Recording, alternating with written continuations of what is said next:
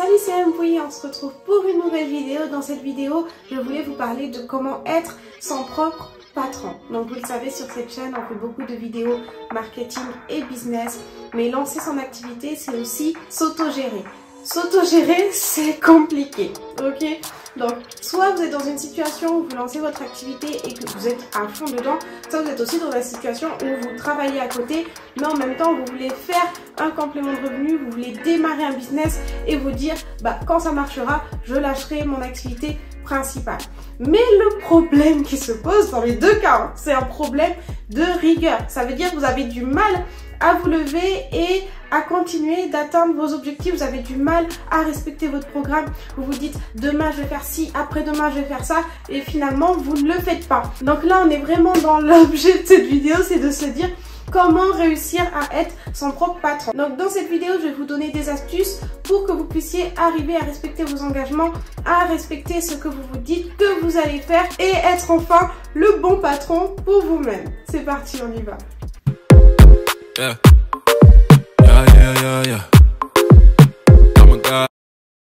Déjà numéro 1, il faut jamais rester en pyjama. Donc ça c'est une erreur, de rester en pyjama toute la journée. Qu'on soit en télétravail ou qu'on travaille à son compte à la maison, souvent on va se lever le matin et on va se dire bah je suis pas pressée parce que finalement je suis à la maison, il y a personne qui me voit là tout de suite dans l'immédiat, donc je peux prendre le temps de me préparer plus tard. Sauf que le plus tard ça va être jamais, je vous le dis, et vous n'allez pas vous préparer. Donc ce qu'il faut faire c'est, quand vous êtes en télétravail ou que vous travaillez à la maison pour votre activité, il faut toujours vous lever et vous mettre en condition de travail. Ça va vous permettre d'être plus productif. Moi ça arrive, il y a des jours où je me dis ah ben vas-y aujourd'hui je suis fatiguée, je me préparerai plus tard. Au final je le fais pas et ça bloque en fait. Pourquoi ça bloque? Parce que quelquefois vous allez avoir des idées de TikTok, des idées de réel Instagram, des idées de vidéos à tourner et vous n'allez pas le faire tout de suite parce que vous n'êtes pas préparé. Vous êtes ah ouais, faut se maquiller, faut se coiffer, faut s'habiller, ça prend du temps, je ferai ça demain. Et vous repoussez parce que aujourd'hui vous n'êtes pas dans les conditions espérées pour le travail.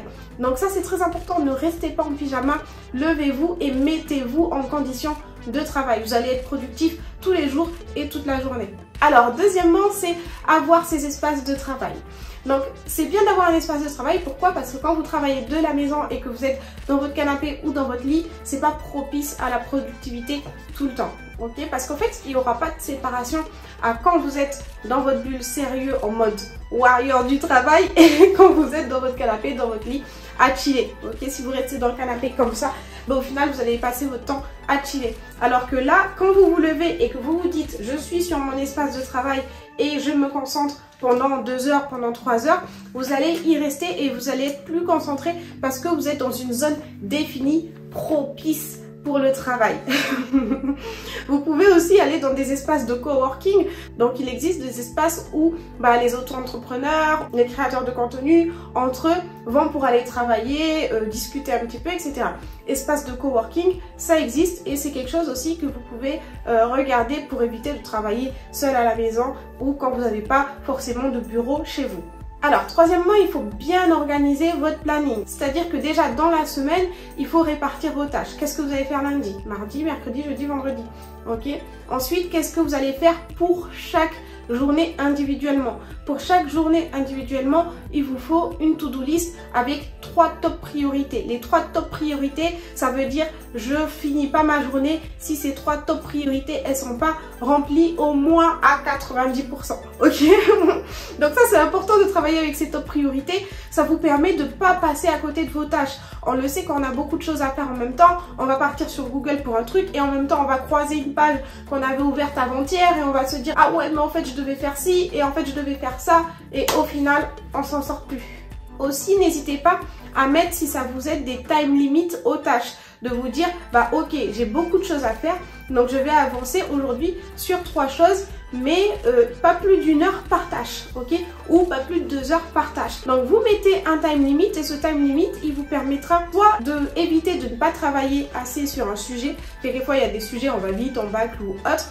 Ça vous permettra de rester concentré pendant toute l'heure sur ce sujet tant que le time limit n'est pas fini, ou de ne pas dépasser. Donc dans la plupart des cas, c'est ce qu'on fait. On dépasse, on passe beaucoup trop de temps sur un sujet alors qu'il faut limiter. Donc le fait de mettre le time limit, ça peut aider. Alors, Ensuite, il faut éloigner votre téléphone pour être propice au travail, pour être dans un mindset où vous allez vous consacrer totalement à la tâche que vous êtes en train d'accomplir. Il ne peut pas y avoir votre téléphone parce que si vous avez des notifications, ça va vous perturber. Moi, je suis très comme ça. Je peux travailler sans mon téléphone. J'ai pas besoin de mon téléphone dans la journée.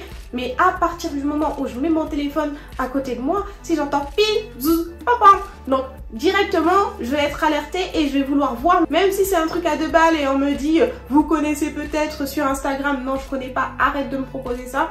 Même si c'est un truc comme ça, je vais quand même regarder parce que j'ai eu la notification. Donc les notifications, c'est un perturbateur. Vous pouvez pas travailler avec votre téléphone à côté, encore plus si vous avez des notifications tout le temps. Sinon, ce que vous pouvez faire, c'est aussi activer le mode concentration. Il y a un mode concentration sur iPhone qui est super bien. Vous l'activez, vous mettez les modalités que vous souhaitez. Ça veut dire que vous pouvez dire, dans ce temps de travail, je veux rien recevoir sauf mes mails. Voyez, ou je veux rien recevoir sauf les messages de telle personne. Et ça vous permet en fait de filtrer et d'être beaucoup moins interrompu par des choses qui ne vous servent pas dans l'immédiat. Donc le point suivant, se remettre en question et se former, c'est toujours comme ça. C'est-à-dire que quand vous allez être votre patron avancé dans vos activités, il faut toujours vous remettre en question. Est-ce que ma méthode de travail, elle est bien? Est-ce que je suis à l'aise dans mon espace de travail? Est-ce que j'arrive à faire toutes mes tâches dans la journée? Est-ce que quelquefois je perds pas du temps à faire des trucs qui ne servent à rien? Comment je peux me former pour être plus productif? Donc il faut essayer continuellement de monter en niveau sur ce sujet, ok? Parce que c'est super important aussi de s'améliorer, de se remettre en question et vraiment développer le positif, développer ce qui va faire que demain vous allez être productif et réussir parce que vous allez atteindre vos objectifs. Et ça se voit quand vous êtes dans un mood où les choses vont bien, où les choses avancent, vous le voyez directement sur vous-même et sur vos statistiques et ça fait du bien. Donc c'est pour ça que je vous conseille tout ça. Le fait d'être son propre patron, c'est de s'appliquer des rigueurs et une habitude. Et lorsqu'on adopte une habitude, au bout de plusieurs jours, elle commence à être ancrée, ok? Donc n'hésitez pas aussi à le mettre sous forme d'habitude, à cocher vos habitudes pour comprendre comment faire pour garder le rythme. Donc cocher ses habitudes, ça ressemble vraiment à ça, c'est-à-dire que vous avez vos habitudes et vous cochez. Est-ce que vous les avez réalisées lundi, mardi, mercredi, jeudi, vendredi, samedi, dimanche? Ok.